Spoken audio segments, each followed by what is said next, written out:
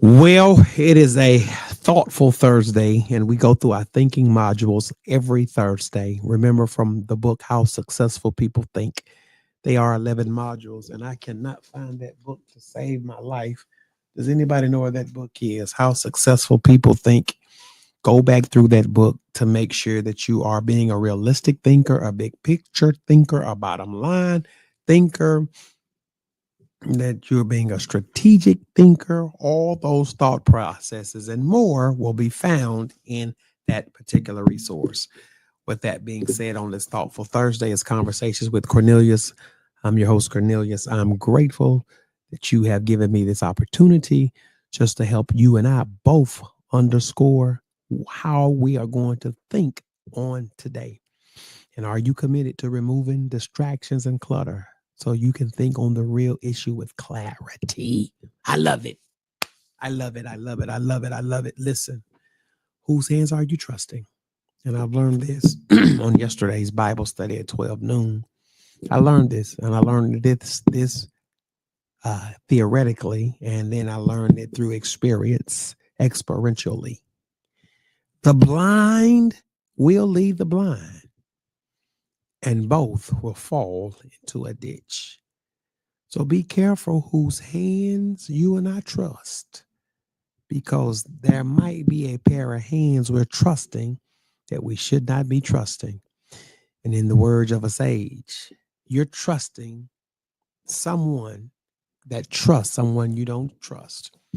It's a thoughtful Thursday. It's Conversations with Cornelius. I am your host, Cornelius. We'll be right back with our activity and more content.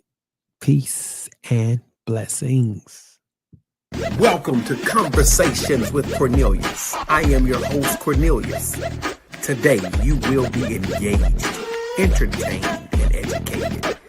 Stay tuned. You are about to be CC'd. It is Conversations with Cornelius. When I'm trusting, an individual that I shouldn't be trusting, but not knowing that that individual has the same impairment as myself. Let me just say it that way. I'm in a bad situation. That individual that I'm trusting has the same impairment. That's one thing to have a different impairment, but to have the same impairment that I have, and the Bible says the blind shall lead the blind, and they both will do what? Fall into a ditch. So for all of my ditch dwellers, not ditch diggers, but ditch dwellers on today, maybe, just maybe, there's a great possibility you and I have found ourselves in ditches or in the ditches of life because you and I trusted somebody who was just as impaired as we were. They didn't know any better, didn't know how to do better, didn't think better. Their behavior wasn't better. Their self-awareness was no better. Their perspective was no better, but we trusted them. And in the words of this individual who I will keep confidential and nameless, said, Pastor, but what about the times we have to trust hands to get us up when we're down, even though those hands do not need to be trusted? Because hands that can help you up can be the same hands that can toss you out. For Jonah, it was part of the divine plan. And that's the only resolve I land in on today. When I've been helped up to be tossed out, I rely on the divine plan of God to know that there's something waiting on me to catch me in my crazy or cray cray. Can I say that? There's something to catch me in my crazy or cray cray. And you and I, man, boy, girl, sir, person, thank God we've been caught in the crazy. I did go down, but I was caught. I did go under, but I was caught. I was tossed over, but I was caught. I did go down, but I was taught. I did go under, but I was caught. I was tossed over, but I was caught. That is somebody's shout today.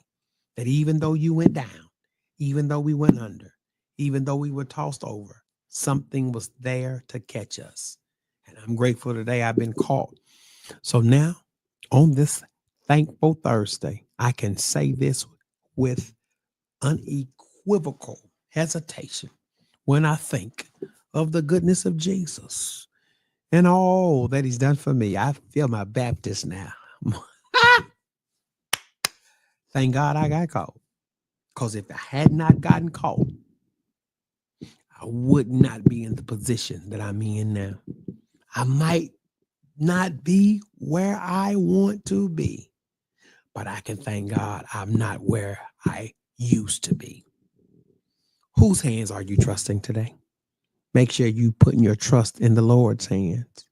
And in the old Baptist hymn, I will trust in the Lord. I will trust in the Lord. I will trust. Y'all already know. Listen, here's our activity. We're out of here, y'all. I had to do this. I gotta do this. What's that? That ain't what I want. They've given us some new features, so I'm grateful for the new features that they've given us. Let's do this. Well, let's not do this. On the wrong thing. I was on the worship on Wednesday. Here, answer those questions on the wrong banner.